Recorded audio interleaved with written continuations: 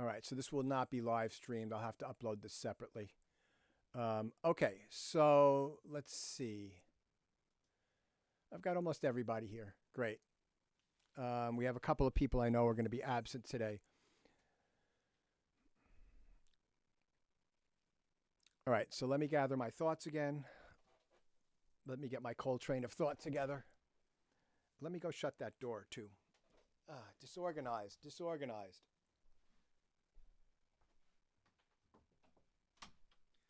We also had a faculty meeting just before this, too, which just ended like 10 minutes before class started. So just too many things going on at once. Okay, so now pretty much everybody's here. Great. All right, so let's get back into our groove here. So what I would say is that we're going to have an introduction to digital audio today. We're going to talk about that, but I'm going to do that later on in the class. I want to get right into the next skill that I want you to learn. So, but before we do that, there's some issues about last week's, about the assignment that I want to go over with a few people. So let me just open this up here. And notice I'm in the upper right-hand corner so that I don't get in the way of Pro Tools anymore. I fixed that, so drum programming. All right. One thing to do that you need, there's a couple things you need to learn how to do, just in general. One is resetting your I/O, and another is assigning MIDI to an instrument track. All right, so let me zoom in a little bit. Wait, let me get, this is too big. Let me make this smaller, get it in the middle of the screen, and let me zoom in. Well, actually, so first before I zoom in, we're going to go to the setup, and we're going to go to I/O. And this is where you can reset your inputs and outputs to whatever is in your computer. So right now I'm using my, not my HD interface, but my secondary interface because it works with Zoom. So it's got 4 outputs. It's got 4 input, four stereo pairs of outputs. It's got 8 outputs. And it's got all these inputs. And then it's got all these buses, right? Now, if I sent you the Boom programming thing, it came with my setup. So what you would do is you would go to your bus tab and you would hit default. And notice here that I've got 2 different outputs that are mapped to output 1 and 2. So we don't need both of these. So we can get rid of one by hitting by hitting delete path. And then this should really have the same name as the one below it. So I'm just going to write in there output 1-2. And then these all, now everything looks the way it's supposed to look. All right, so, and then you hit OK. So let me do that all again. So you go to your setup, you go to I/O, that's input and output, and you notice that it's got all these different tabs at the top. Don't worry about these last few on the right. The main one that you need to deal with is the bus. If you go to the bus tab, whatever you've got written here, hit default and make sure there's only one of these lines assigned to your output. Now for you guys, it'll most likely be your built-in output on your laptops. But if you've got an audio interface, it should be output 1 and 2 of your audio interface. Some of you have small audio interfaces that only have one input, one output, and maybe one stereo output and a pair of inputs. So it should just default to what that is. But this way you can always reassign everything. And then what you would do is you would go into your Pro Tools session. And now you'll notice that Amen Brother here is all gray. That's because there's no output assigned. So you would go to the I/O column and you could just reassign that, just set that up to output 1 and 2, and there it's fixed again. So notice that all these audio things, all these audio files that don't have any output, that's because it was set to out 1 and 2 instead of output 1 and 2. So it was a little confusing, and this way you can sort of fix all this stuff. And these are things that you should know how to do, how to fix things, because if you work online with somebody, they could send you a session that has a different way to route things than you have set up in your computer, and you should know how to get things back to a functional setting. So now these are all these should all be set up. Yeah, they're all colored so that I can see that all of the audio files are now colored again. Oh, not all of them. See, this one's gray still, so I missed this one. Output 1 and 2. And this one I missed also. Great. Now, sometimes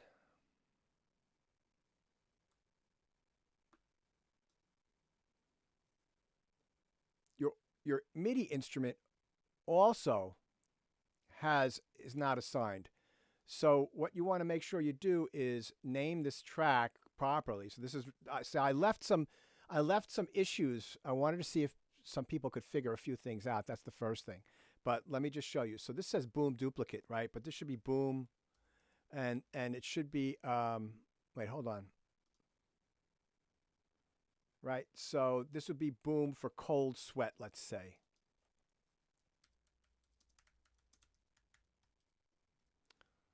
Because that's the next groove below that. And then you would go here and you would just assign boom to cold sweat. And this is your MIDI instrument assign tab.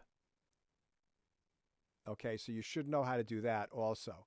When you open up an instrument track, it defaults to whatever instrument you plug in. So in other words, if I were to do a new Command-Shift-N and put a new stereo instrument track,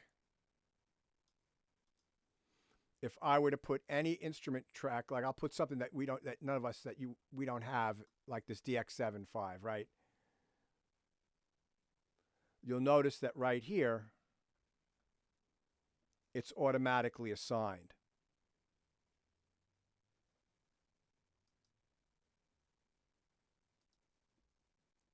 But sometimes, and this is a kind of a bug with Pro Tools, is it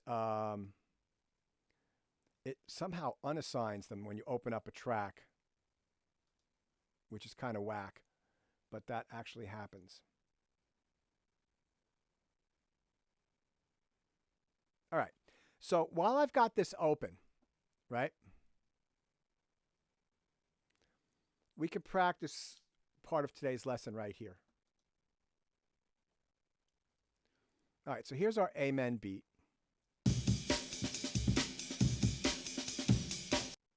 Right? Let's make this bigger so it's easier for you to see. If I go over here to slip mode, which is if you've got your computer keyboard set up, it's F2, right? Or you could just click on it, the green one. Each one of these bits right here is an instrument.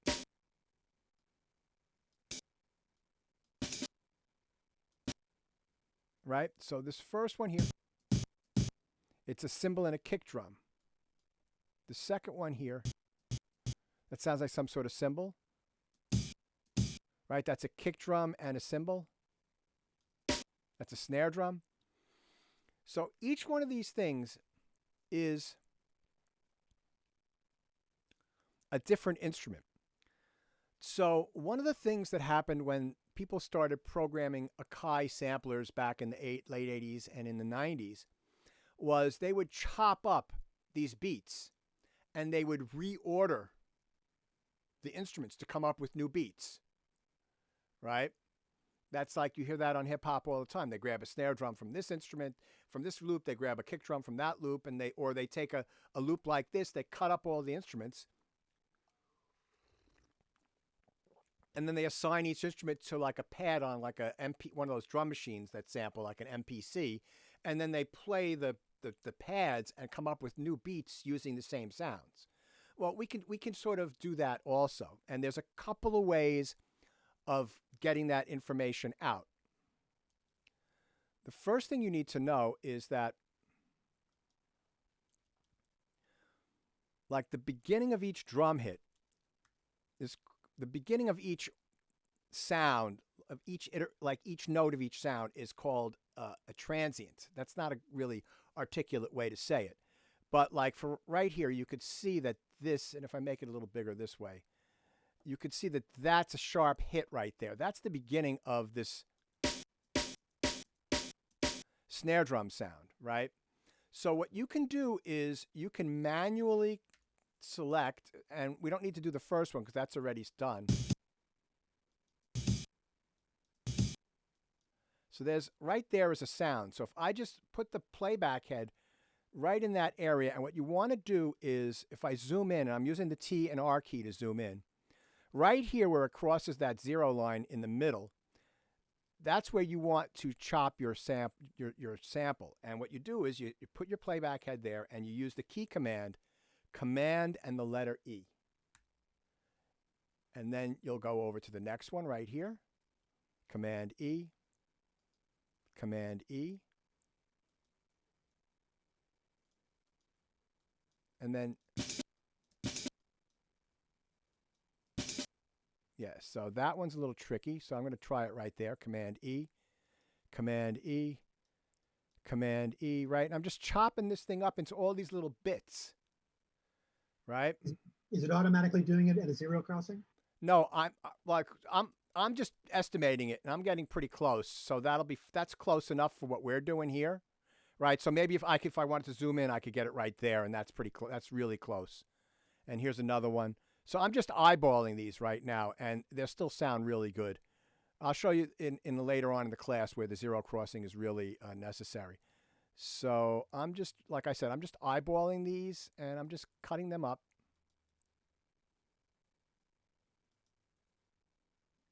How would you uncut it if you wanted to redo it? Command Z. You go back. Or, I mean, but what if it wasn't in one of the previous commands? If it... Oh, so then what you do is right. So let's say I wanted to fix these two, right? If you go up, you could. There's a key command, but let me show you. You go to the edit, and you see right here it says heal separation. So that's Command H. And then that, right? Command H. Thank you. That's a good question, Chris. Thank you.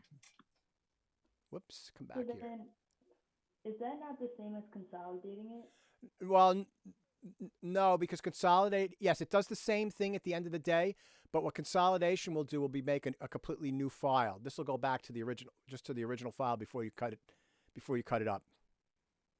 Okay, thank you. But it does the same thing. So if you wanted to consolidate, which is Option Shift 3, you can do that also. Yes. But I wanted to teach a new key command. So, all right. So I'm just going to quickly eyeball these for arguments, just for fun. All right. So this is our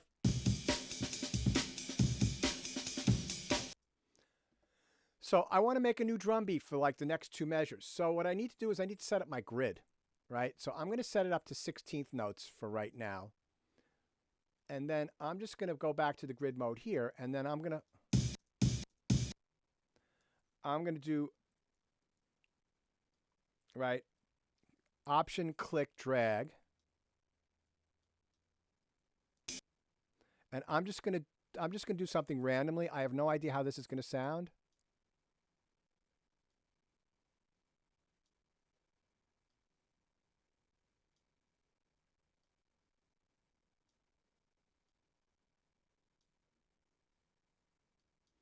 Let's see, maybe if I want to do all those, I can, whoops. I want to grab these, so I'm holding the Shift key down, and then, whoops, I'm holding the Shift key down, then Option, click drag, and then maybe we'll Option, click drag. All right, so let's take it from here.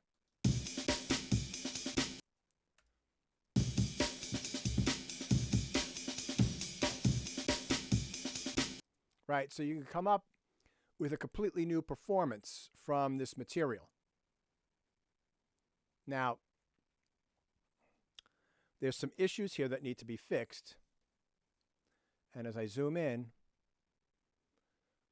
you can see that, whoops, there's some space right here. And that'll make a funny sound, right? So there's one of two ways of fixing that. You can try to do a crossfade. So if you go back to slip mode and you click here and drag a little bit past where the edit point is, and you hit the letter F, you can try that, and you can hear what that sounds like. That's not bad. That's actually pretty good. I would go with that. But then if you didn't want to do that, you can use the trimmer tool and just drag back here, and then you can just clean that up with a crossfade. And that's just, as long as the key focus is on the A and the Z, you can just highlight that and hit the letter F.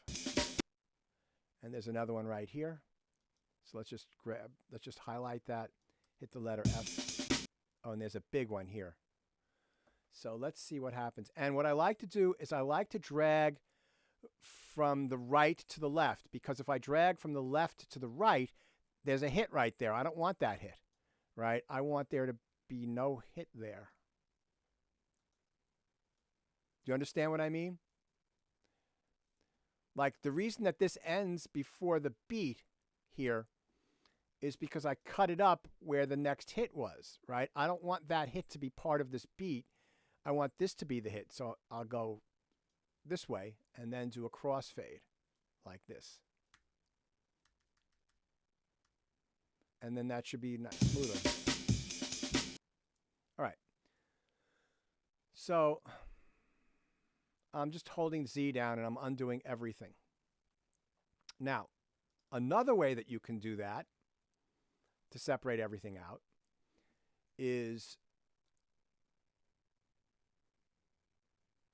you can go to separate clip right here.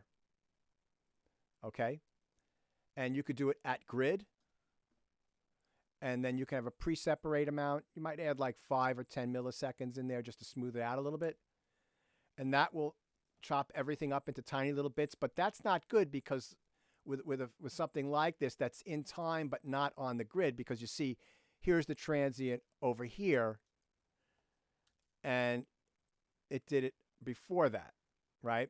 So what you can also do is separate grid at transients, and then you could do a little pre-separate amount, hit OK, and then that's a little bit better.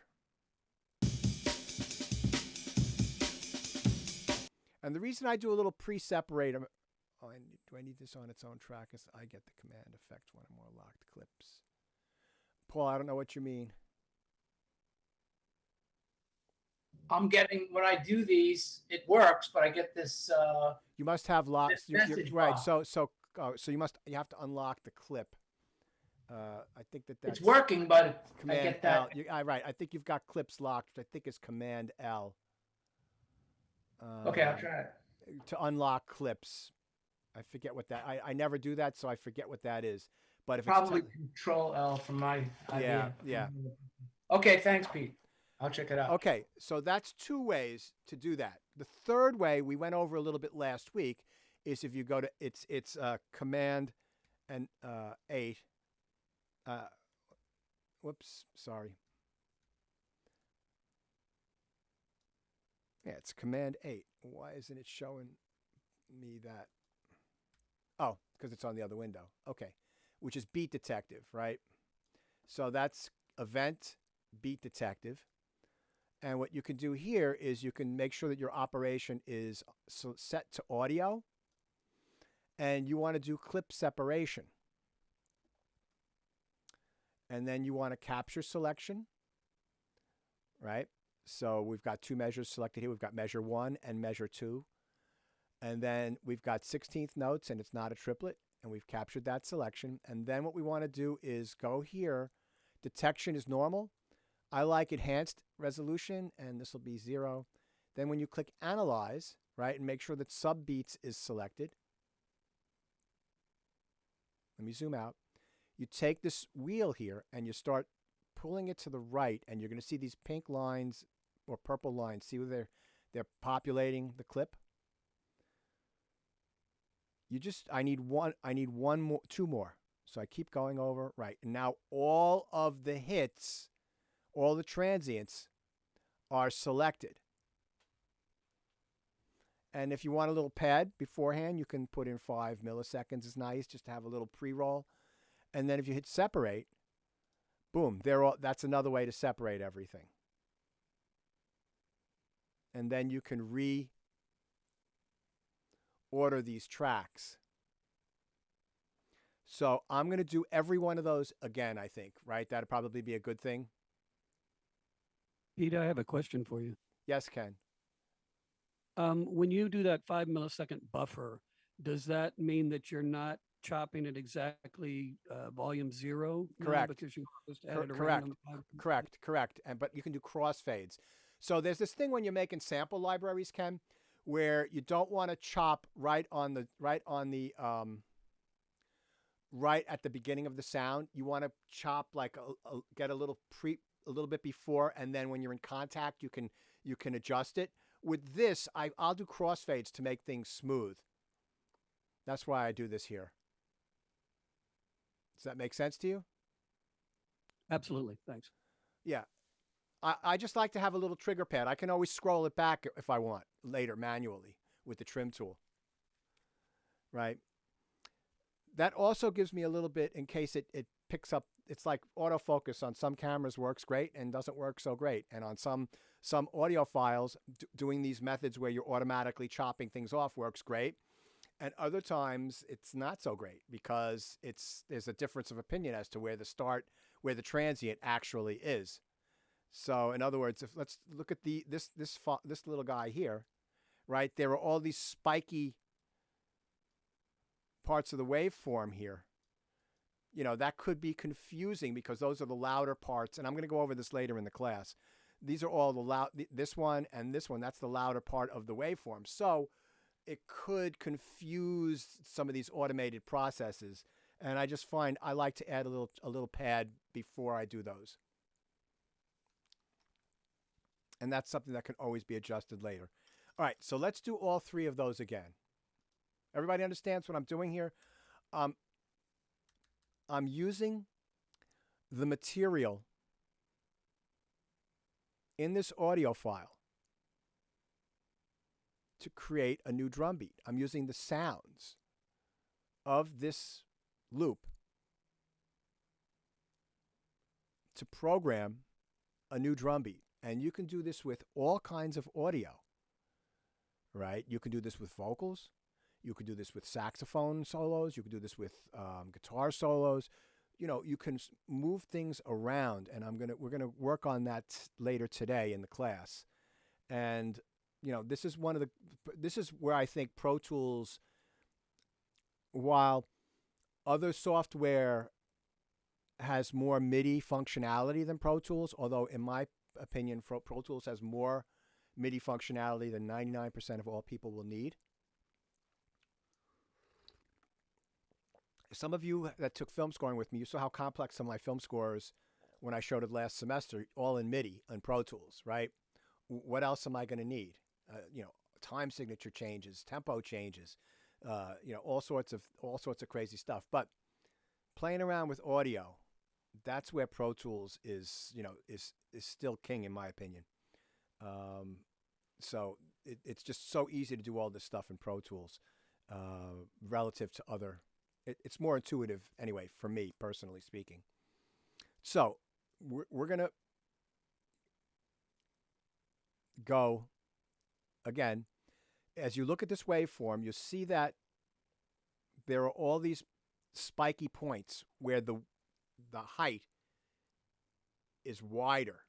And I'm going to explain what that means afterwards. I probably should have done that first, but I wanted to get through this material, make sure we had plenty of time for this material because it's really important. And because I can always continue on with audio, digital audio in the next class. But I wanted to get through this stuff. All right. So all those height the peak height is that's where the transient usually lives. There's actually, now that I think about it, there's like a fourth way that we can do this. And I think I'll start off with that this time. So before I do that, the first time through, I went manually through and I separated each one of those transients out by putting the playback head or the cursor right, and zooming in and getting it right pretty close to there where the transient starts, and then hitting Command E. Now, we haven't looked at this yet, but up in this area here of the toolbar, we've got our friend here called Tab to Transients, right? So if I activate that and click on that, what I can then do is I can put my playback head right here, and then if I hit the Tab key on my computer keyboard, now notice, see what I mean about the automated processes? It missed this one here and went all the way over to here. So the first one I'm going to do like this, and then here I'll put this here and hit the Tab key, and it's going ahead twice. That's really odd. You have to give it a little more pre-roll, Pete. You think so, Ken? Because sometimes I've gone... There we go. Yeah, Ken's right. Thank you, Ken. All right, so, and then hit Tab, and then separate, hit Tab, then separate, hit Tab, and I'm just hitting the... Hold on, let me get this other camera rocking here.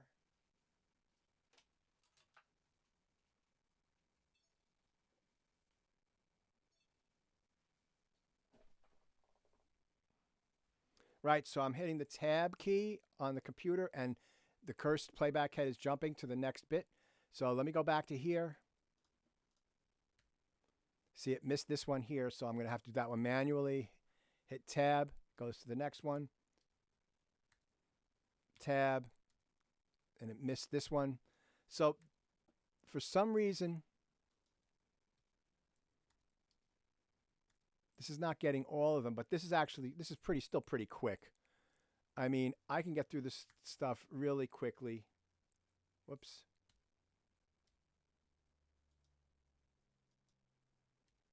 Here we go.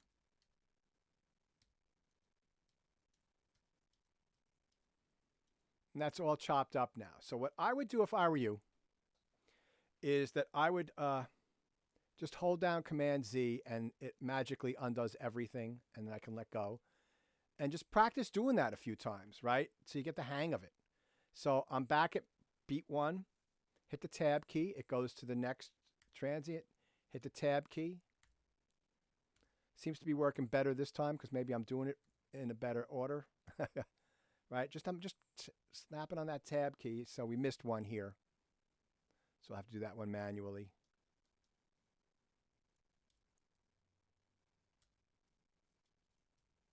See, it missed this one here. Right? But that's not a big deal. You just go back and fix it. So just, if you practice these things, or if you want to make this whole again, you can just do Command H and it heals everything.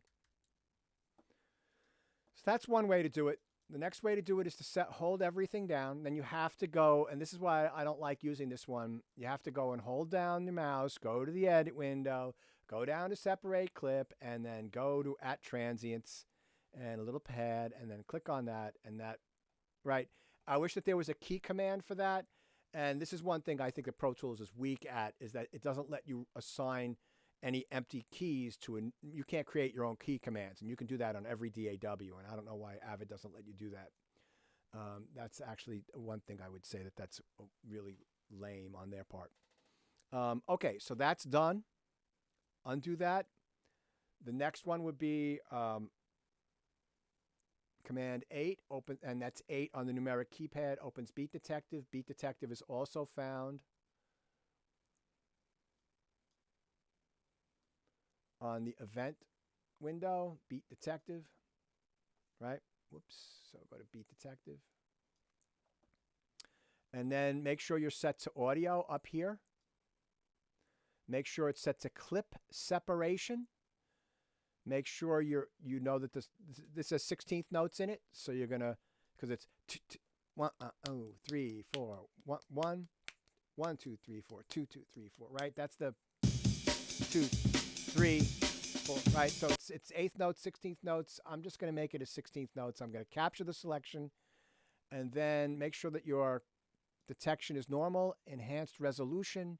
You're going to click analyze, and then you're just going to take the sensitivity bar.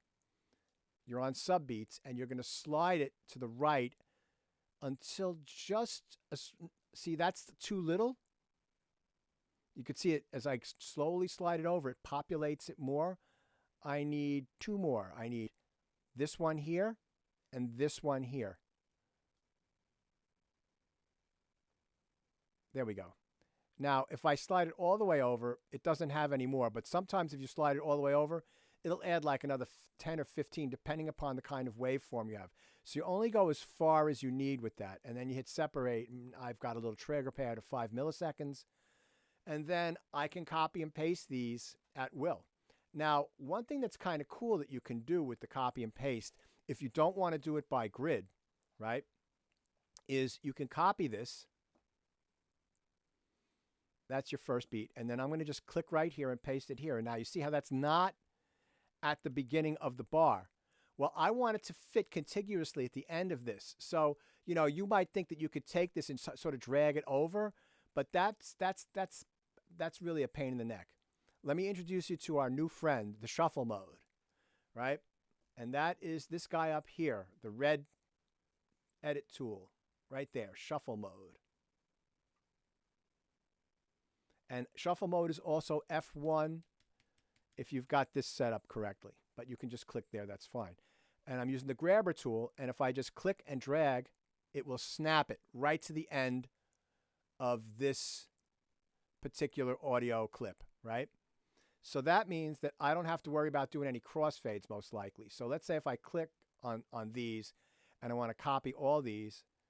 So I go back to slip mode, and then hold down the Option key, drag past here, shuffle, and just drag it over. Right, and you see it just pops it right to the end of there. And then you can just go to your heart's content, and then you most likely won't have to worry about crossfade. So that's shuffle mode, and we're going to get to that in much more detail. And then what you can do when you're done, so let me make another measure. So I'm at, okay, so let's take, I'm just gonna bring over a few. I'm just gonna copy over. Oh, that's interesting. Okay, so I just learned something. So what you can do is, I just learned something. So if I hold the Option key down, click and drag, it will just put it at the end. Learn something new when I teach, which is one reason why I teach.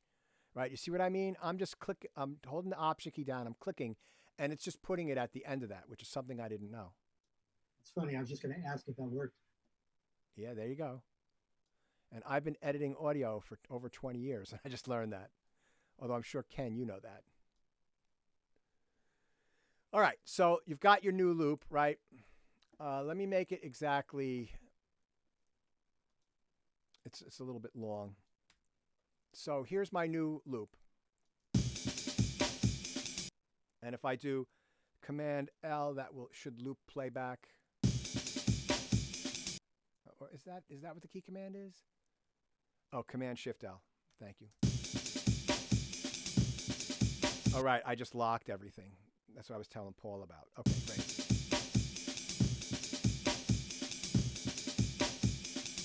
All right, so I've got a really cool new loop, right? So what I can do now is I can Option Shift 3, I made this into its own 1-bar loop, right? Now,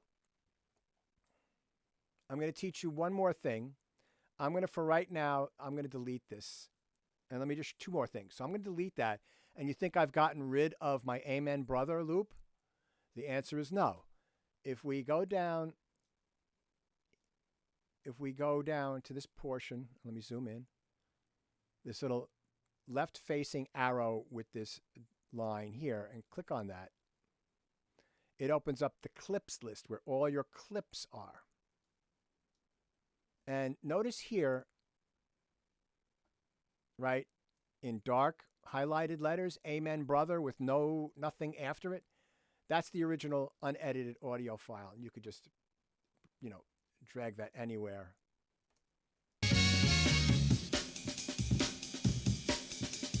So it even has the brass. So you're not deleting it from the hard drive. You're just deleting it from the session, from the timeline. All right. So I've got this here, and what I'm going to do is I'm going to double click on this, and I'm going to name this Amen Brother Variation, right? Variation 1, VAR1. Now, I found this to be at, right when I did that command I, 137.7587. Like, who plays at that tempo? That's ridiculous, right? So I want to make this into a normal tempo. So I'm going to highlight on the timeline, and I'm just going to delete that. And notice now that the default tempo is at 120 beats a minute, right? I can make this 120 beats a minute very easily. All right, let me show you. And this is like not the best way to do this, but this is a way to do this. If I go to my trim tool and I click and hold down, the second option is TCE. That's the time compression and expansion tool. I can select that, and now I can click and drag this out, and it makes a new audio file.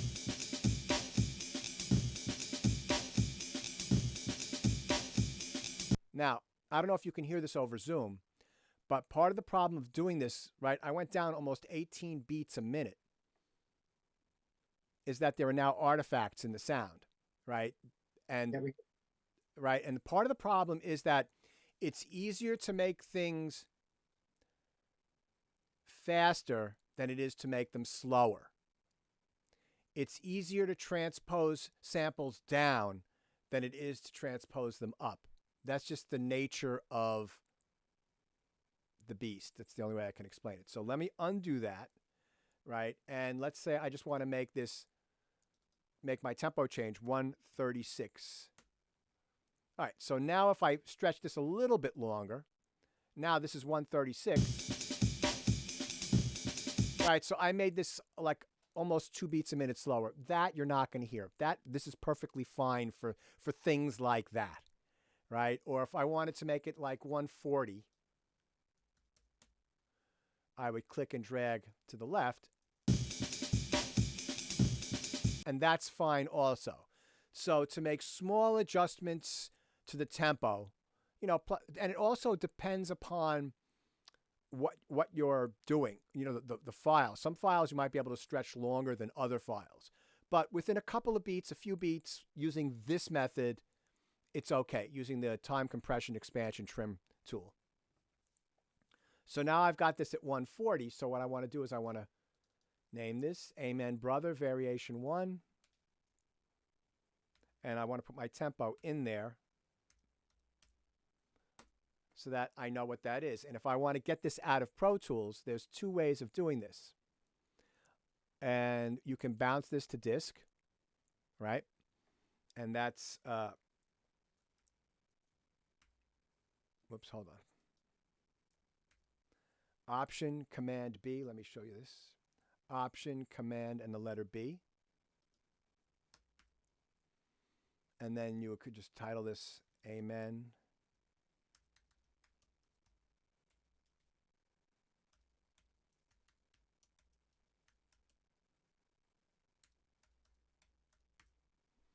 And then make sure that you're interleaved, your file type.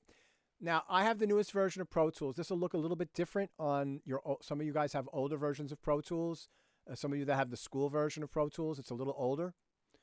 But just make sure your file type is WAV, right? Make sure your format, even though this is a mono track, make it interleaved, 24-bit, 44.1 kilohertz, right? And you can select offline, bounce it, and then where that is located,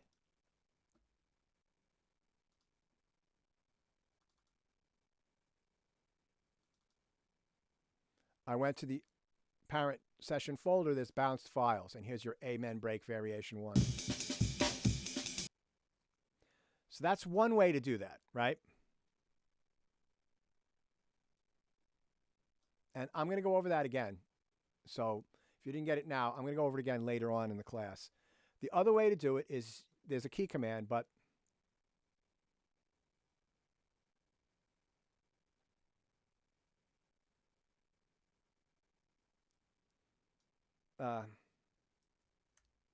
it's option command, it's command shift K, right?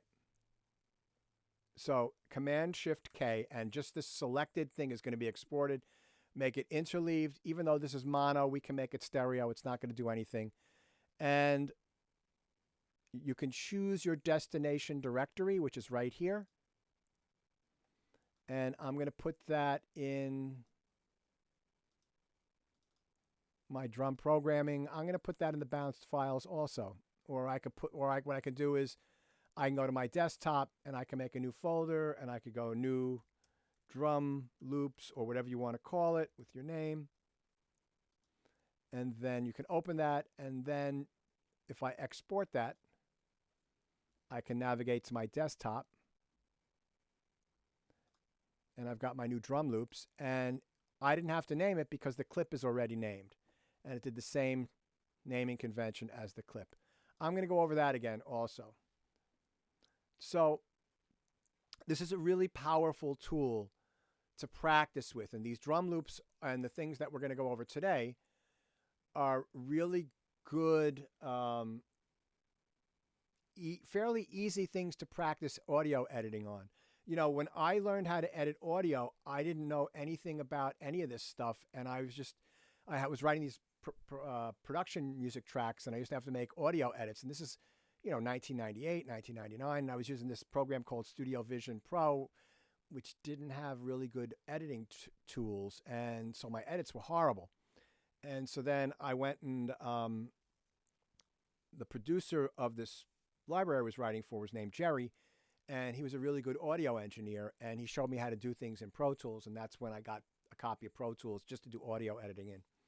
But I still had to learn about the edit modes and, separating things out of transients. It took me a long time to learn how to do editing. Nowadays, there's, you're learning on something that's very simple, very easy to edit out. And I think that that's a good way to start. Okay, we're going to go on to some more in-depth editing, but any questions on any of this?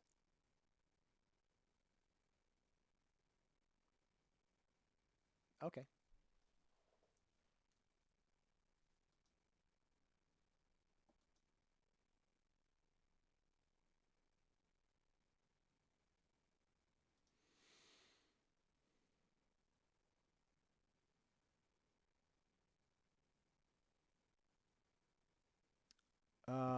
Okay. Pete, I just want to ask a question.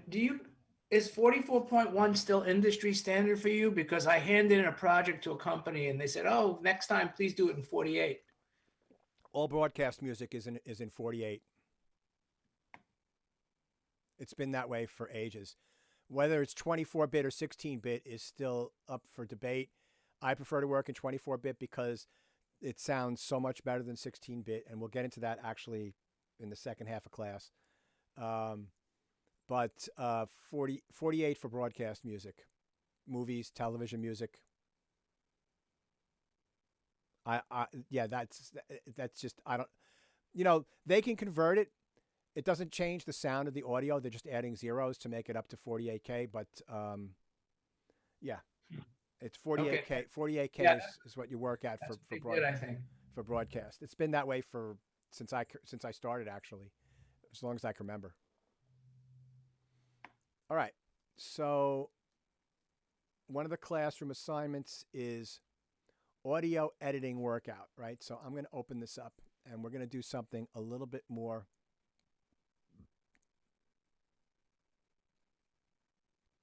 involved, let's say.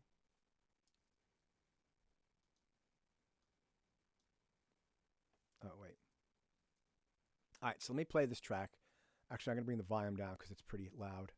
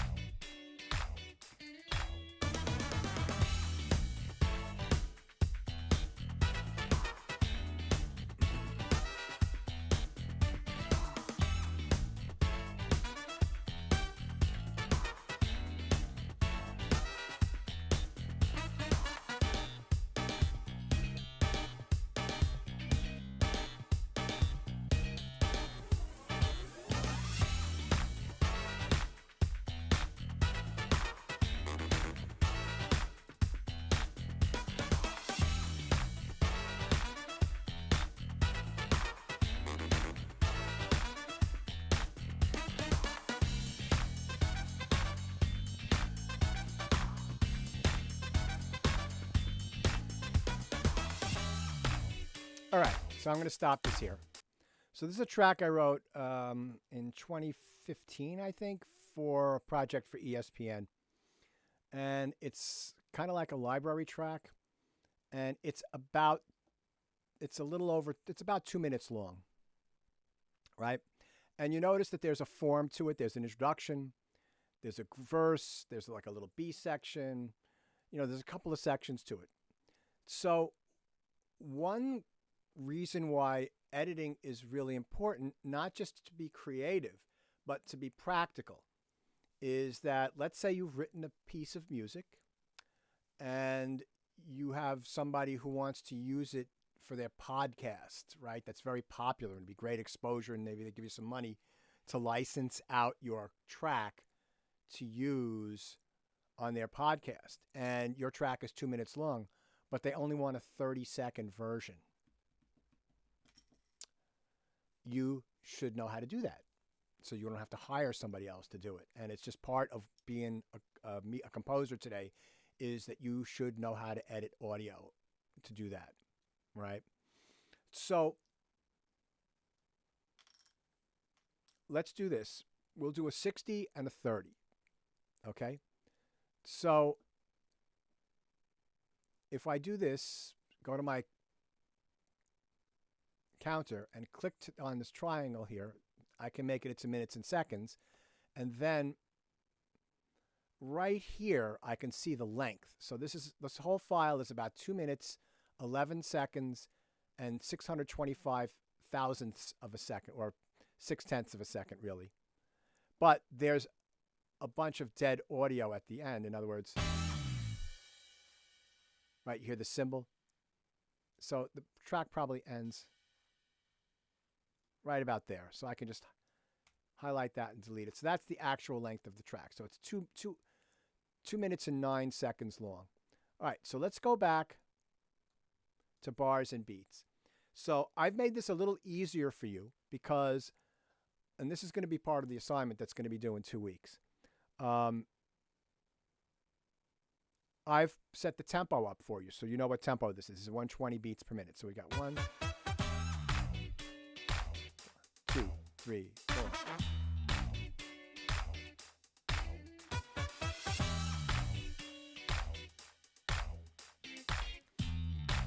All right, so when you're doing an edit, you want to make it so that it sounds like a complete piece as much as possible. So with a 60-second edit, you basically want to cut the sections in half where possible. So in other words, do we really need 8 bars up front? That takes up 15 seconds, or basically 25% of your 60 seconds, right? So we want to chop that, make that shorter. So what I would say is that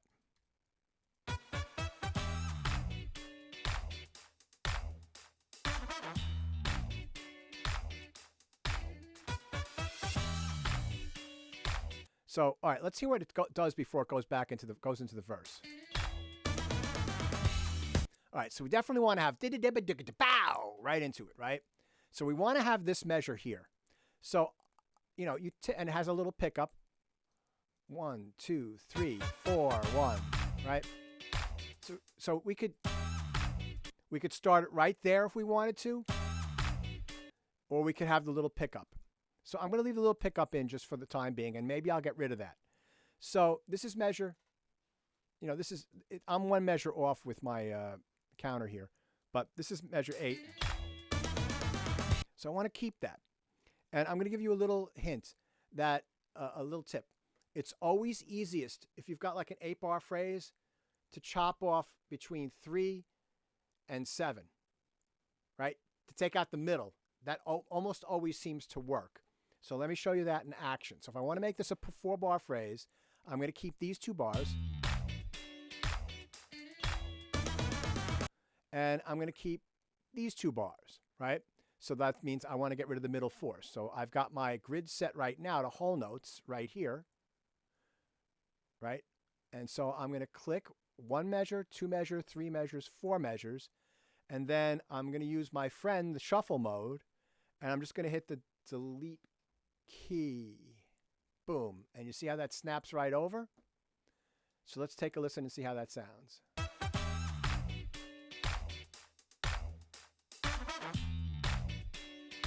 Perfect.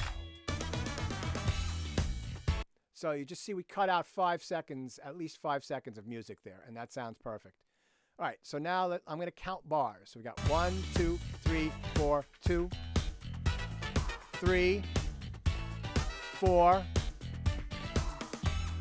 Okay, so that's like the 5th measure, right? 1, 2, 2, 3, 4.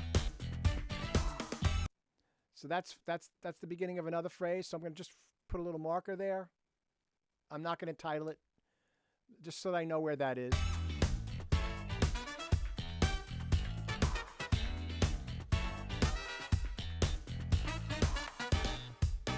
Okay, so I'm going to need to keep this. So I think what I'm going to do, this is a lot of measures, so I'm going to get rid of these middle 4, just like this, right? So I know that this is the pivot point here, right? So I'm going to get rid of the last 2 measures of the first bit and the first, the first 2 measures of the repeat. Again, now I'm going to go back to shuffle mode, hit delete, and that should work. As long as you got your tempo going, right? 2, 3, perfect. 4, 2, 3, 4. Right, so let me make that 2 bars long, right? So I'm going to get rid of this by clicking, highlighting, and hitting delete. I don't need that right now. 1, 2, 3, 4, 2, 3. I can get rid of these 2 bars here, right? Go back to shuffle mode, hit delete.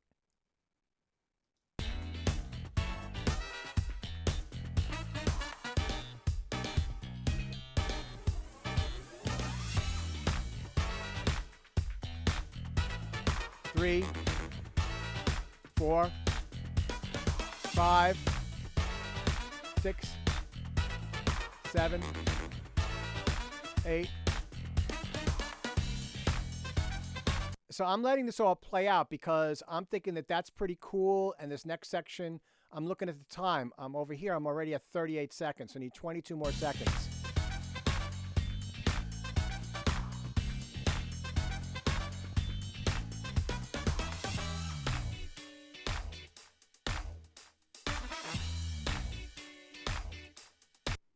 So what if I did 1, 2, 3, 4, and then this is the end here, and get rid of these middle 6 bars, right? So you see I'm making this really short here.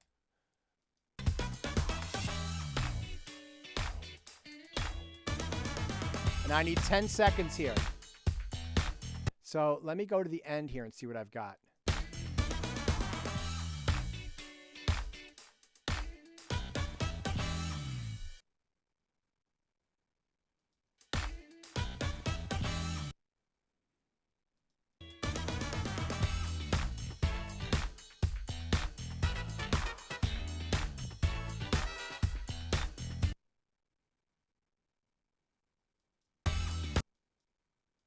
Okay, so I'm going to try something here that's a little trickier. So I'm going to go to 8th notes, right?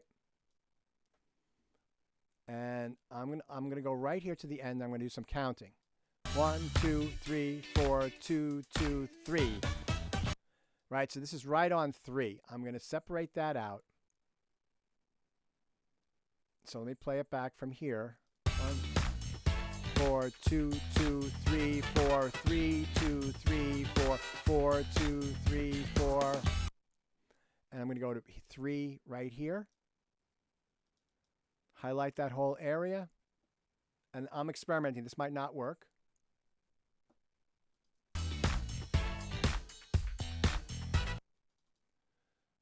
I think I might be 1 measure too short.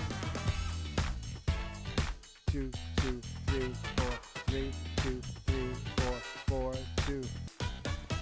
Yeah, see how that didn't work? Okay. So I tried something, it didn't work. I undid everything.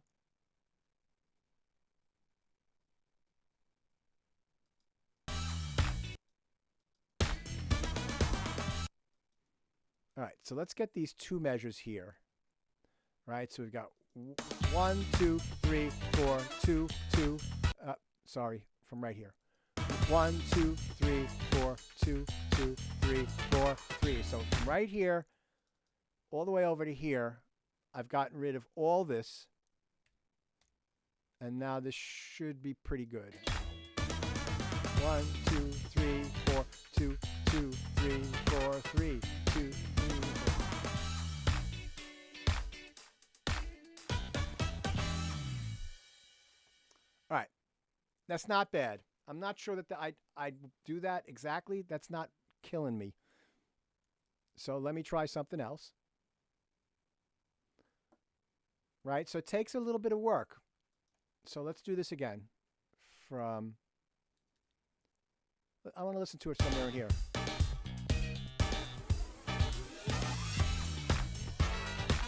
All right, so I'm going to separate that out. That's the beginning of a section.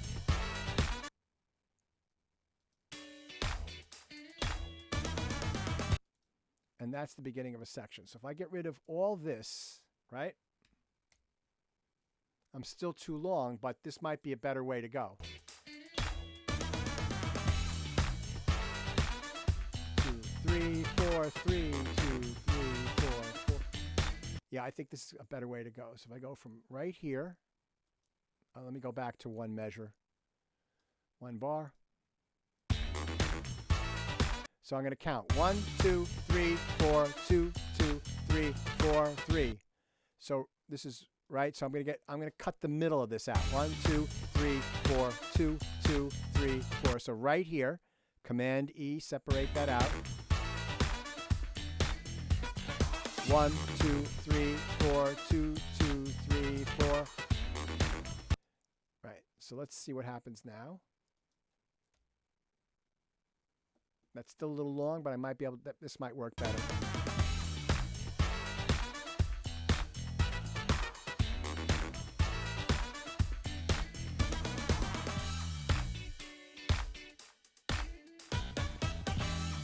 All right, so we're a little bit long. So if I go from here all the way to the beginning, and I go back to the time, it's 2.5 seconds too long. So I am going to get rid of this little intro. I don't need that. That saves me some time.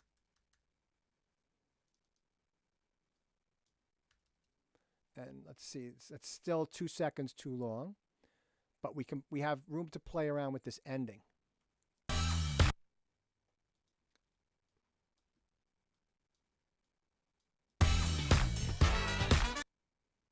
What?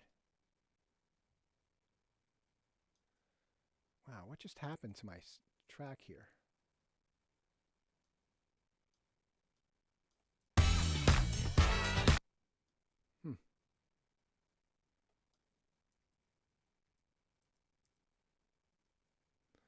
Something weird happened. Okay.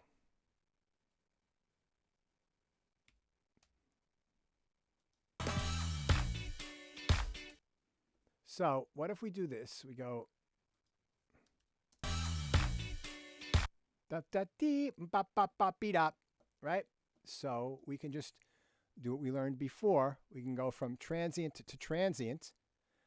It's like we travel the space ways from planet to planet. We edit audio from transient to transient. That's a Sun Ra reference. Almost.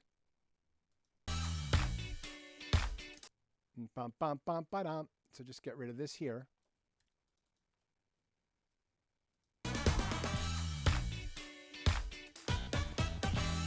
Getting closer, right? But you can see how you go through this stuff, and that's sort of how you work with your editing. That's still not right, that ending.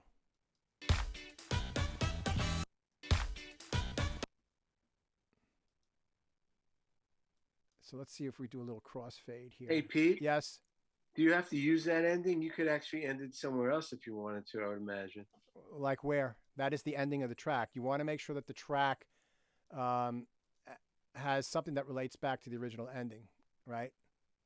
What are you going I was wondering, do you have to do that, or can you just kind of fade out a No, sound? no, not for TV edits. No fade outs for TV edits.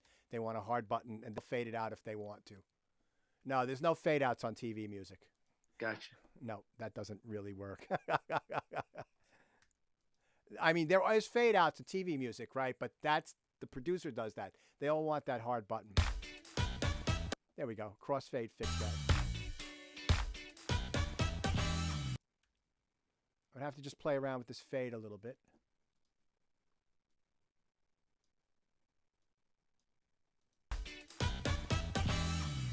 That's pretty good. It's like a little thing still over here. And then we could also, to gain some time back, we can get rid of this and have a fade out on that cymbal crash. Right, and that sounds a little unnatural, but that actually works for TV music. So that's still like a second and a half, almost too long. So I'd have to play around with that, you know, a little bit more. But that's basically the idea for editing a track. Let's go on to the next one here. And we'll do a shorter one. We'll try to do a 30 with this one.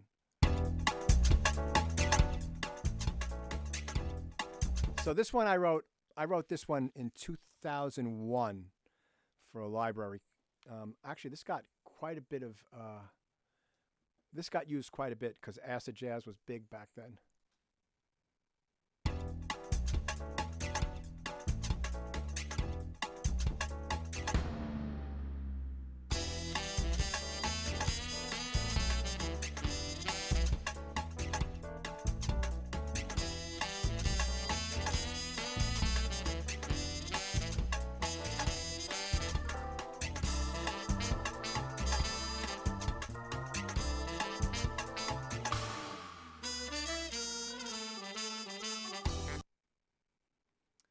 That's all we need. And if I remember correctly,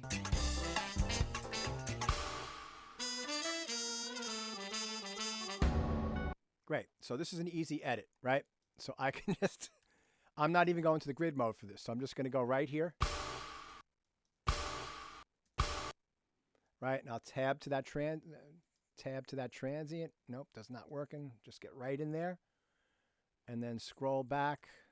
Make this bigger for you guys.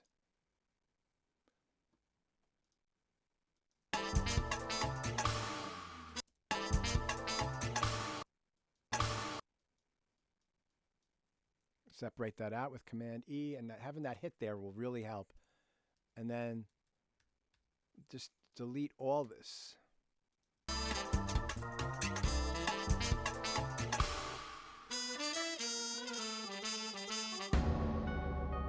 There you go.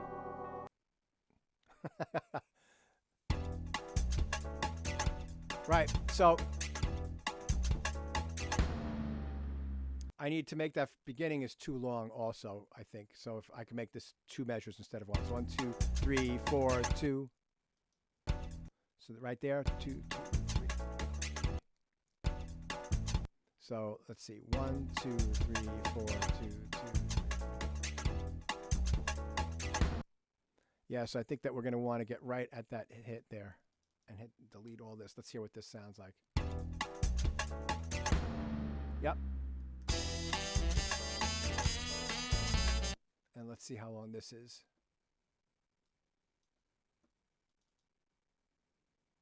Yeah, 34. So I could, you know, I can fade this out so that it's 30. That would work fine.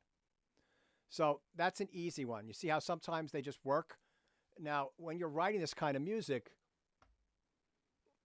and this is something that took me a while to get into, was to learn how to write music that was easy to edit. So what makes things easy to edit? Well, you can do things that go over a bar line, like you could have a cymbal roll that swells before a measure and rings over over into the next measure. Those things are really hard to edit because if you edit right on the measure, all of a sudden you've got this cymbal roll that just sort of comes in out of nowhere and has a sharp attack. Things like that, and writing things in 2 and 4 and 8 bar phrases, making sure that there's like some accents on downbeats that are easy to edit. So these are the kinds of things that you do. And in a practical sense, not just for if you ever get work writing production music or something like this to learn how to do your own edits, but in the fall, I was working on this film called Once Upon a Comeback, which is about the Olympic swimmer Dara Torres. And I had this 8-minute segment in the second or third act. And it was really, the filmmakers did a great job, but by the time corporate got through with it, the higher ups at ESPN and the SEC and Florida State, they all had to approve on this. All these mid-level producers, they all have to have an opinion, and they all do have opinions. And so basically what ended up happening was that there were 3 cues. There was cue 6, 7, and 8.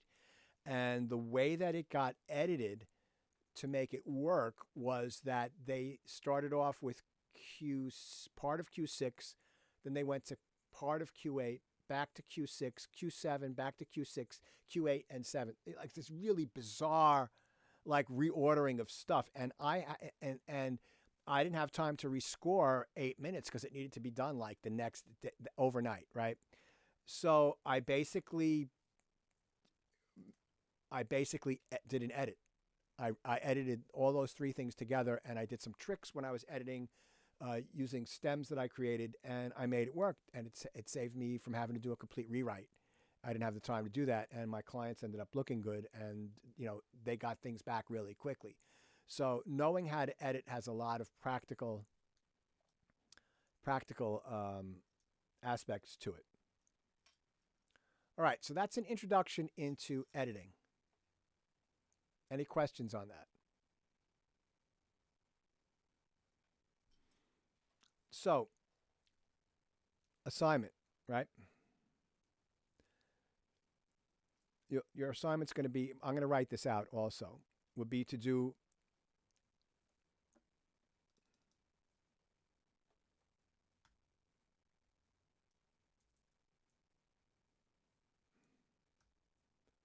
edits on these 2 bits, the session's up there, right? And then let me show you another trick here. So you've done your edits, right? And you want to save this as a new session properly named. Well, I've been having you go and rename the session folder and the session file, but there's another way that you can do this, and this is kind of a cool way to work too. So if you go up here to the file menu, and then you can do save copy in, right? Oh, sorry. Thank you. Yes, I just saw that just as you said it. Thank you. Only did it once today so far. So save copy in. And what you can do here, let me zoom in for you, is you could save a copy of this, rename it, and have it be a brand new session. So make sure that everything is set up correctly here. We're working in our class at 44.1, interleaved. And right here, items to copy. Please make sure you check copy audio files. Copy audio files, because you want them to be moved into the new audio files folder that this is going to generate. Okay? And then you just click the OK tab, and then it'll ask you to navigate somewhere. And then you could just name this editing for 521 and your initials. And save it to the desktop. I mean, you would put your initials. You wouldn't write the word your initials on it. And then if you go to your desktop, here it is. And it's got the audio files all copied in there. And then anybody could open this up, and it's got all the edits, everything you've done right there.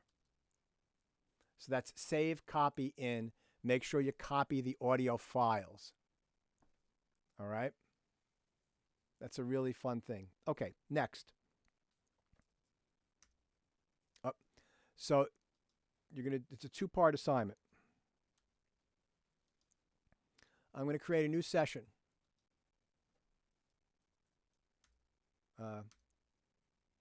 Whoops, where's my Pro Tools? And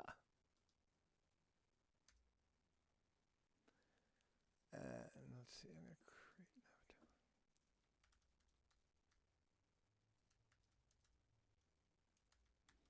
You're going to title this something that you can, with the date.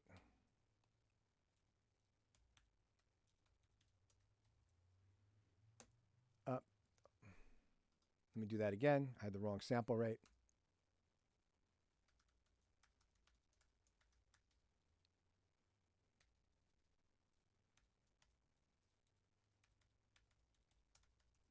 Right, I'm going to make sure I'm at 44.1.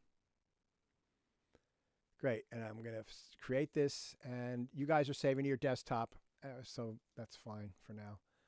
And what we're going to do is we're going to go back to bars and beats, grid, and there's audio that we're going to import, and I'm going to teach you how to import audio. So one of the download folders is audio for editing, and it's got some brass, and it's got some drum loops. All right. So we're going to import those into Pro Tools. Whoops. So how you get the audio in, there's two ways. You could drag the audio onto the timeline, but I wouldn't recommend doing that. So you go to File, right, or it's Command-Shift-I is the key command, but you go Import Audio. And this window here can be resized.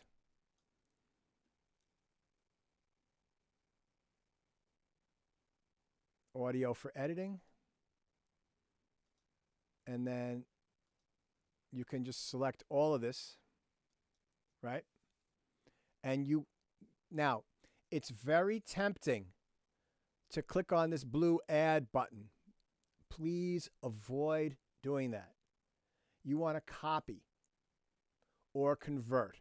You do not want to add. Can anybody tell me why you want to copy or convert? Not Ken. You don't want to destroy the original audio? No. No. Nope. Good try. That's a good guess, but that's not it. If you copy the audio, what does Pro Tools do? It puts a copy of that audio. Twice as much. What? It gives you twice as many files. That's true, but you're going to be sending this to me to grade, right? And if you just add the files, I might not have this on my laptop when I'm grading your homework. So my computer will be looking for these audio files and won't be able to find them. So what Pro Tools does is it copies these audio files and puts them into the audio files folder in your session folder. And that's why it's very important to always send a compressed session folder. So what do I mean? Let's take a look. So audio editing, right? Right now, this is the session folder. There's nothing in the audio files folder. It's empty, right? Watch what happens when I do copy, open. It chooses destination folder. It will default to that audio files folder. You hit open, processing audio, and you want to select here clip list. You don't want to have it on a new track because there's a lot of audio files there. Let's go look at our session folder. Right? Now all those audio files are in here, which is why this needs to be compressed when you send it to me. All right, so we did that, and let's go. There's one more. So we're going to import, so it's Command, Shift, and the letter I. Go back to the desktop, audio editing. Here, audio for editing. And we're going to do brass, and we're going to select all this brass. And we're going to copy, and it's going to go into the same folder. And also on the clip list.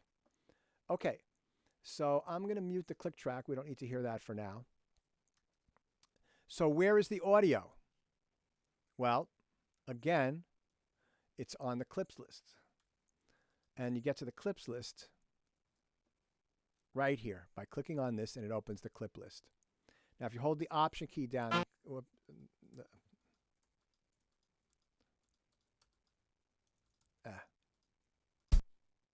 so if you just select these, right?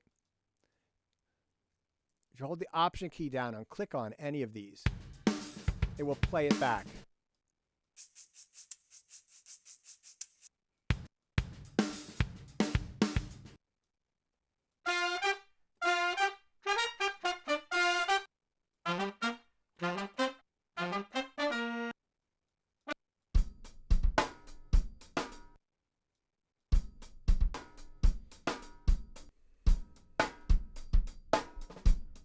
All right, so a couple of things.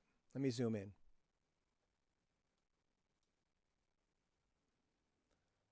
You notice that some of these have tempos, 110, 125.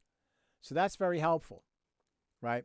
What you're going to do is you're going to pick, and I'll write this out, I think probably 5 of these, and you're going to create some new performances from these using some of these methods that we went on to. So let's take funky, right?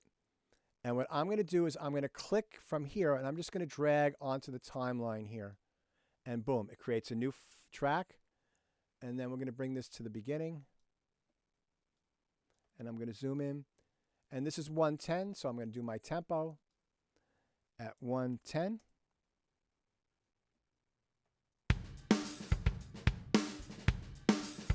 So I'm on loop playback. Right? So that's a funky beat.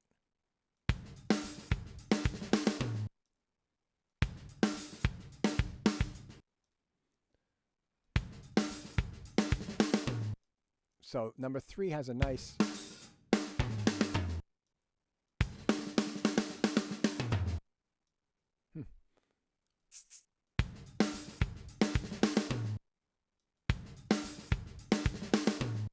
All right.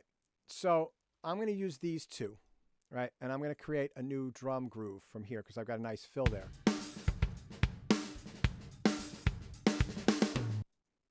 So we're going to get our, so pick a method, right? I'm going to use Beat Detective, all right?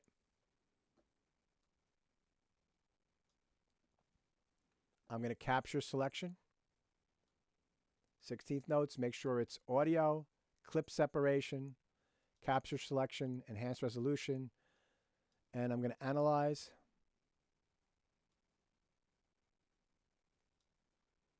And that's pretty easy, right?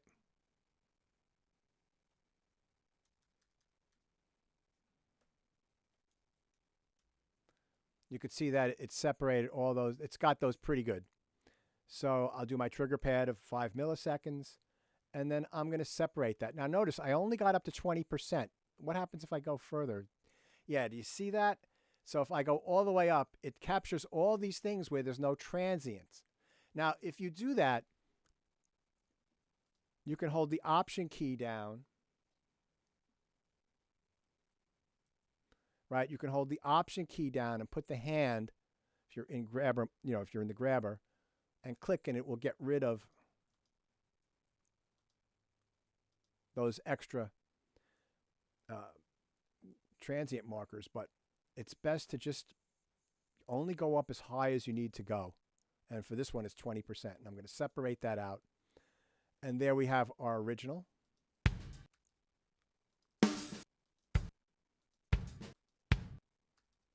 All right, so I like that. And I'm going to go up here, and I'm going to do, let's see, how do I want to do this?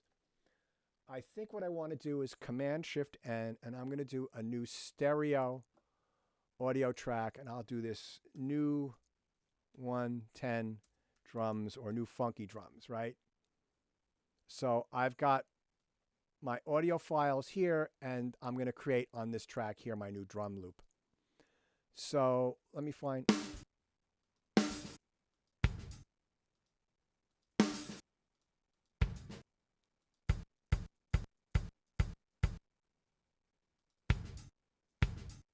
So I'm going to, now I can do this, Option drag that down here, And maybe I'll go to 16th notes here.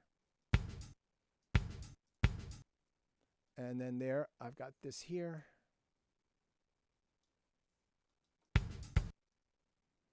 So what I think I'm going to do is, let's see if this will work across tracks. So there, right? So I dragged, I used shuffle mode, and then that snapped it right onto the end. Great. And then I want my backbeat on 4, on 2. So I'll just drag this, whoops, just drag, option drag this over here.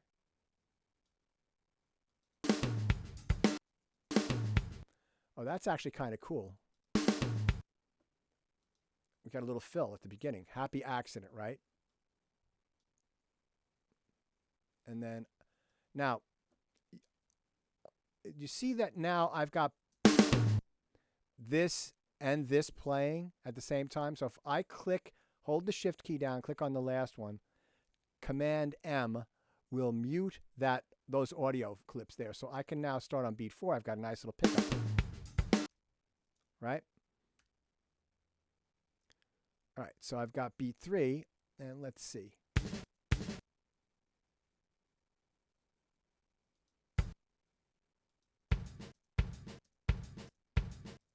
I think I'm going to pop that to the end. There, go back to shuffle mode.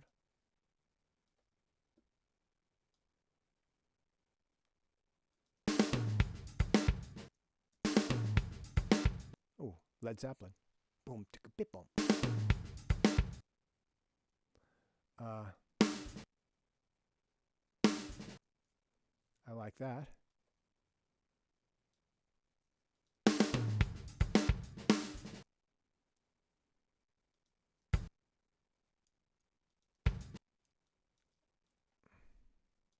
All right, so there's a measure. Nice. And then I can just duplicate this, which is Command D.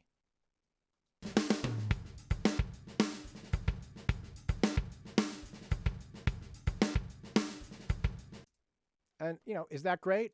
I don't know, but it works, right? So I've quickly done a nice little loop there. Now, that's at 110.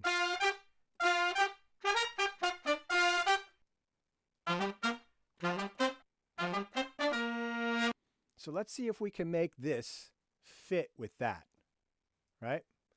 Now, there's something called Elastic Audio in Pro Tools. I'm not getting into that right now. We're just sticking with the TCE trim. This might be too much, but let's see.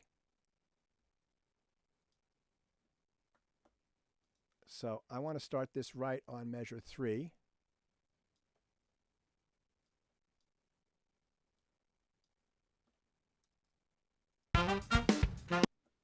And let's go right here. 1, so that's 1, 2, 3, 4, 1, 2. Right, so that's, so let's see. Yeah, so this might not be so great, right? So let's just see what happens if I stretch this out. Not horrible.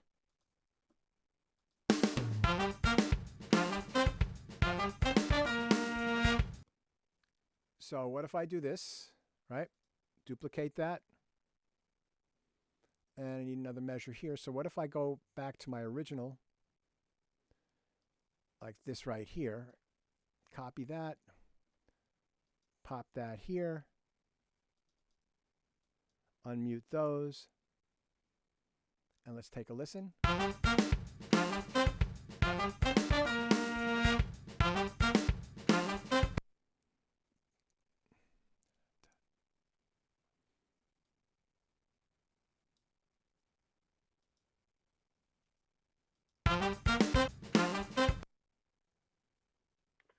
Professor, Yes. for the second line that you have, can you use the tab to transient that you taught us last week? Like if you were to save the drum beat for the first one and then put it on the horns for the second one? You want to separate out the notes on the horns? No, like you know how last week you had us we saved the tab to transient of the first sound so that the bass lined up with our drums. So would you be able to use that same technique here, but for the horns? Do you mean I use Beat Detective on the bass to make it line up with the drums? Yeah, sorry, Beat Detective. Yes, you can. Right. Okay. Okay. So that's a good point. Let me do this little edit, and then I'll do that I'll go over that again. That's a very good point. Thank you. So what I want to do is I want to take this material here, and I want to make a new horn line. Right. So I'm gonna just play around with stuff. So ba-da-bop, ba-da-bop, ba-da-bop, ba-da-bop.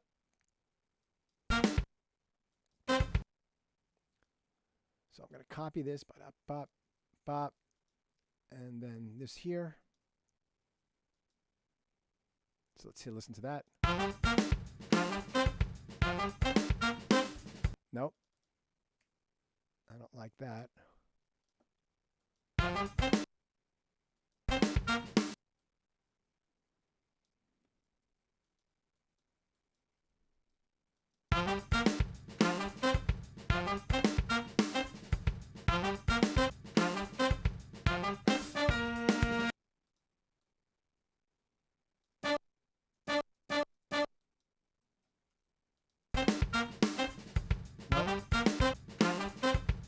So,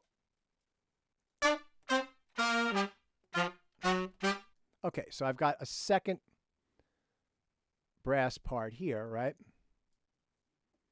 So let's see if I can take some stuff from here. So I stretch that out. So let me copy this. So Pete, when you're doing other stuff with the horns and there's blank space at the end, it's really important to make sure that the original loop is exactly 2 bars. You know what I mean? Yes, that's what I just did right there. So in other words, right here, you could see if I look up here when I stretch that out. Oh, all these are two. These everything I've got here is 2 bars, 1 or 2 bars long exactly. I've only picked stuff that you can't. It's really difficult to mess that up, Ken. So in other words, these are all either 1 or 2 bar phrases that are in here, like the entire length of the audio file. You know what I mean? Yeah, great, thanks. Yep. Okay. So I'm copying beep beep bop bop bop.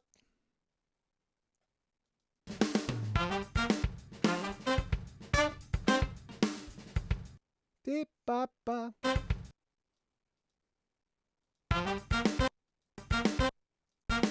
So right there. Deep bop bop. Deep bop bop.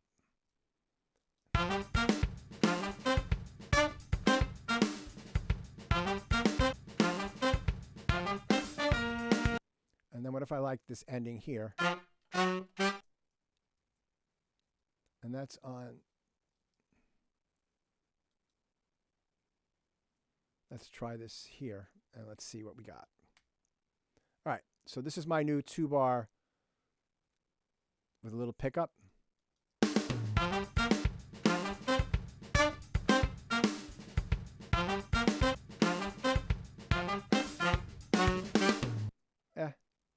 Nah, I'm not sure I like that ending.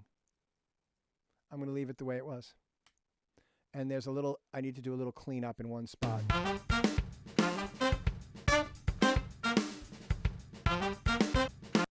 Yeah, so I go back to my standard time trimmer, slip, and I'm just going to drag that out because I cut that off a little bit too soon.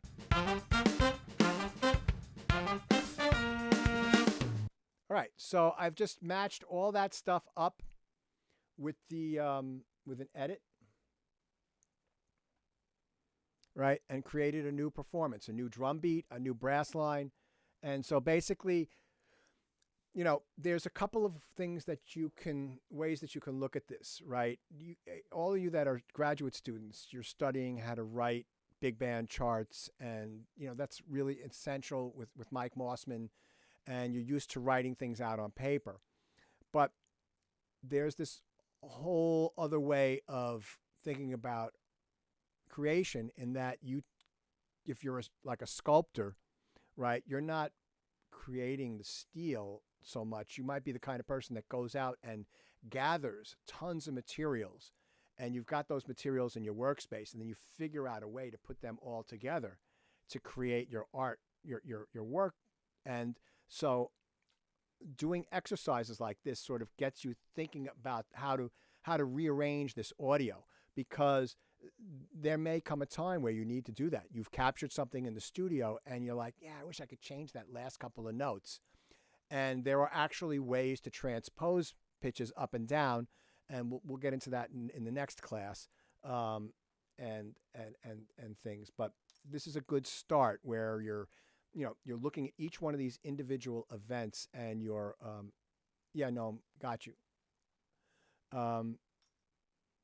You're taking each one of these individual events and you're figuring out how you can assemble them in a timeline in order for them to make some sort of musical sense. So now the other bit is that we want to maybe make sure that the brass is playing along with the, right? So I'm going to capture one measure of this drum loop. And then we're going to open up our beat detective. We'll capture selection, and we want to make a groove template extraction. Okay, so capture selection, and then we want to analyze. And let me zoom in. And it looks like it's got everything. Again, about 13%. And you want to extract. You want to save to disk. And this is, what is this called? This is Funky 110.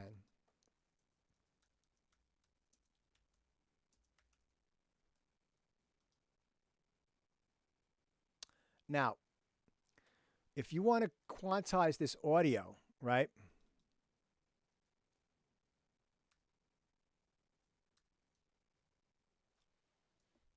You need to change it. And I'm going a little bit out of order here. But it's looking like we're not going to have enough time for me to do my audio presentation today, so I'm going to do that next week. But you know when you create a new instrument, or a new audio track, it has this dialogue here where the track time base, for an instrument, it's in ticks, and for an audio file, it's in samples. And that's because audios are locked to individual samples along the timeline that are not tempo dependent, and MIDI instruments are locked to ticks, where their placement on the timeline is tempo dependent. And I'm going a little bit out of order here, but I think it'll be okay. We'll just dive really into this next week. We'll spend a good hour and a half discussing all the foundations and theory of this stuff. But what I want to do here is I want to change the time base of this audio track to be ticks, so that all the transients will get locked to a tick, which is tempo dependent. So then you can start treating the audio like it's MIDI, right? So how do you do that? Okay. Right here, this little guy here, this clock, that is the time base selector. And if you click on this, you have two options: samples and ticks. So since this is an audio track, it defaults to tick samples. If we change it to ticks, that's great.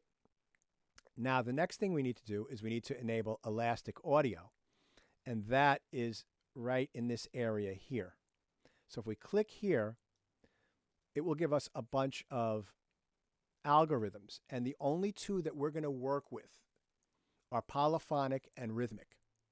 Even if it's a single line like a bass or a saxophone, it's much better sounding when it's polyphonic than when it's monophonic. And rhythmic would be for drums. All right, so we're going to select polyphonic as our algorithm, right?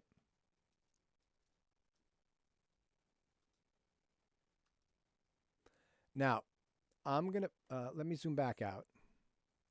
Now I'm going to mute the drums, right? Remember we were at 110 beats a minute?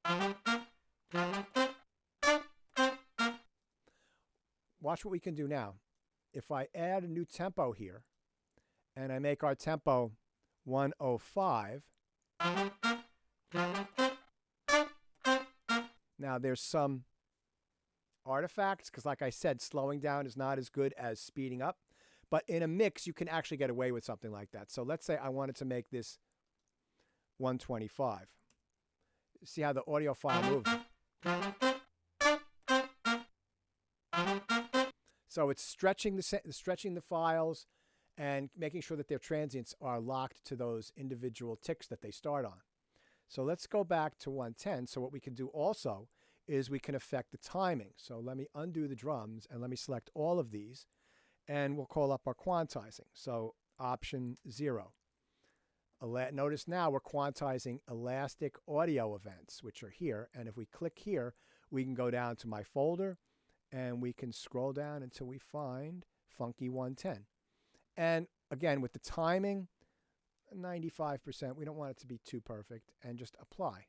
And you saw that it moved a little bit, the audio file. And so now...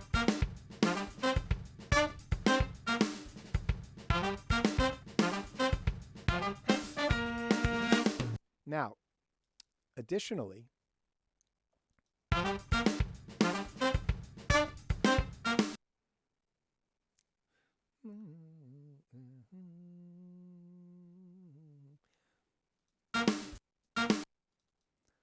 I've got this, right? This is an individual little clip. It's separated out. If I go Option T,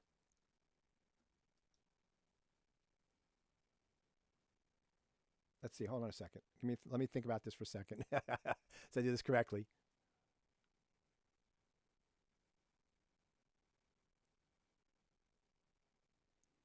Right. So let's say I want to go up like 5 semitones, right? Let's just apply that. Whoops. And so now let's take a listen and see what we've got. Nope. So let's go up 6 semitones and see what we've got. Right, so you see how I'm changing the pitch? What if I go up 3 semitones, a minor third? So you can actually change the pitch to whatever, like, again, with Elastic Audio, there are better pitch shifting plugins out there, but shifting things a little bit with Elastic Audio, I do it all the time. You know, I change tempos, and actually, there are very famous musicians who record things using Elastic Audio 20 to 30 beats slower on their like their guitars and stuff, and then speed it up to the regular tempo because maybe the chord changes are going by too fast for them. So this is sort of an introduction to Elastic Audio, but what I would just stick with, you know, if you're going to start working on this, is to just use the TCE plugin, right? And just make sure that everything's in tempo, reorder your instrument notes and to create new performances. And I'll put up the exact assignment over the next couple of days, but it's going to be due 2 weeks from today. And this is the last actual homework assignment because next week I'll be assigning the final. Hey, Pete? Yes. When you were doing the Elastic Audio, I can't hear you, Ken. You're muted. yeah, sorry. Hello. Yeah, when you were doing the Elastic Audio thing before, and you did transpose, that's not destructive, right? You're not Correct. writing a new audio file. It's just staying within that. Yeah, because you could always undo that. Right. Right. Well, but actually, I don't know about that, Ken. Let me see. Let's see. All right. So this is right now highlighted. Yeah. It doesn't create a new. Notice that it's got the Elastic Audio icon right here. You see that? So that means that it's being processed. So it doesn't create a new audio file. It just tells that clip to play up a different pitch. That makes sense, right? Absolutely. I just didn't know if it was like using pitch Right. shift. No, well, it kind of is, but it's not doing it destructively. It's doing it in real time, I guess you would say. Does that now happen for all instances of that clip? Good question. Let's see. Well, let's see. Let's do I would this. think not, because you're doing something in real time. Well, let's see. So I just transposed that down. So what if I take this and just shift it to there? It's the same one. Right, but now transpose it back up, and then the other one will stay down. Oh, let's see. Yeah, that's what I was asking. Yeah, there you go. So if you transpose this back up, notice it's now that's created a new. See that's created a new clip. It's not a new audio file, a new clip, right? This is a little bit tricky to explain. So in other words, if we look over here, these things that are highlighted, those are the actual audio files. All of these grayer ones, they're segments or little fragments of that parent audio file, and those are called clips, right? And the parent audio file inside of Pro Tools is also called a clip, but these are just little segments of that parent file. It's telling Pro Tools to just play this little area of that file. And so when we transposed this is the original one, right? And this is the second one. If I highlight this, you see that this is still highlighted here. This hasn't shifted, right? If I click here, notice how when I click on any of these, it highlights a different clip here. So if I click on this, it's highlighting this one. If I click on this, it's highlighting this one. If I transpose this one back up, it creates a new clip, but not a new audio file. It's just a new instruction to tell where Pro Tools will tell it, will be told how to play that particular segment of the parent audio file or audio clip. I know that's a little bit confusing, but that's really what's going on there. That's more advanced than I wanted to get into today. It's a little bit easier to teach that stuff once we get through the basics. So, yeah. Okay. Now, let me do something here.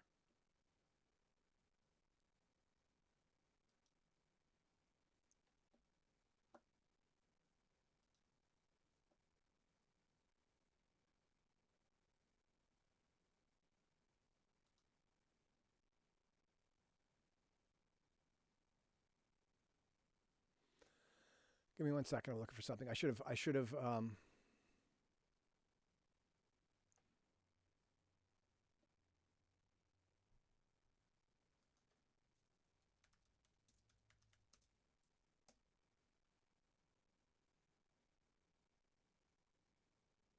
Here we go.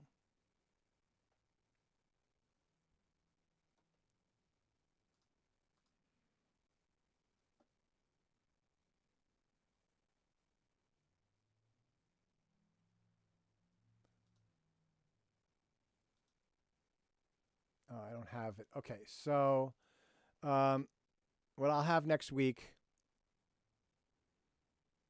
is I will have some. Let me just look one more spot. Somebody accidentally deleted a bunch of things from my Dropbox, which is why I'm having things on Google Drive now.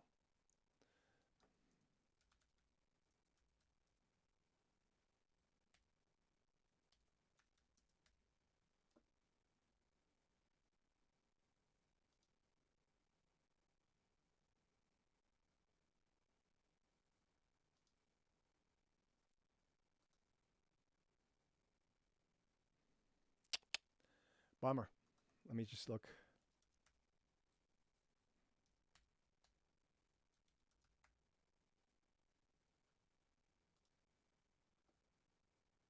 No. Okay, I'll have to find them. I want to play you. Your final project is going to be to remix, and I've got a bunch of audio clips that you're going to be using, and you're going to be writing music to it. I wanted to play you a few things that people did using this methods of stuff, but I'll have that prepped for next week. I hadn't actually planned to go this far this week, but we sort of got into a roll, and kept on doing it. So this is a lot to get to. Apparently, I thought that the assignment I assigned 2 weeks ago was due today, but it's due next week. So this will be due 2 weeks from now, and we will review audio editing next week again, and we'll move forward from there. So that was a lot of information. Any questions on any of this for you guys?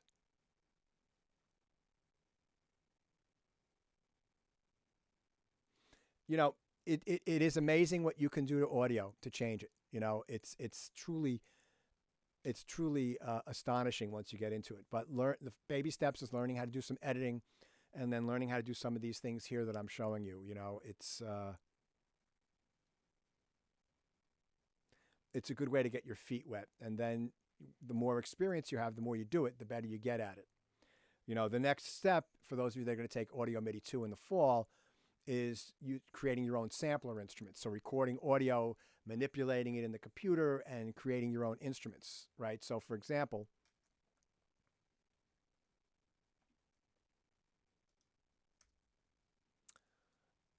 if I were to do this, an instrument track,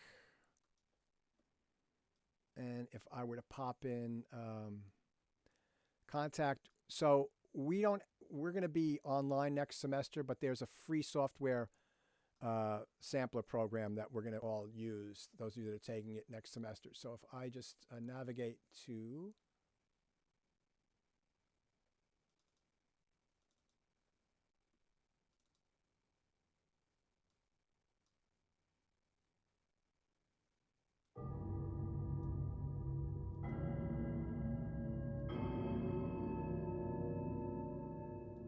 right, so this sound here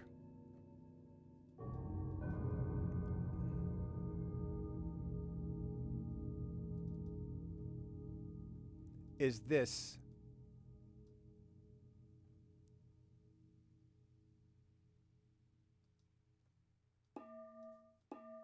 This is the original sound, right? But I did some work in Pro Tools, and I created that. And now I've got that as an instrument that I can play and put into anything. And it's actually, I've used it in a film scores, and I've used it on some of my own albums. And I can play that from my MIDI keyboard. Hopefully this will work. Nope. Okay, so I didn't reinitialize this when I restarted my computer. Right, so that's one thing, and it's all through processing.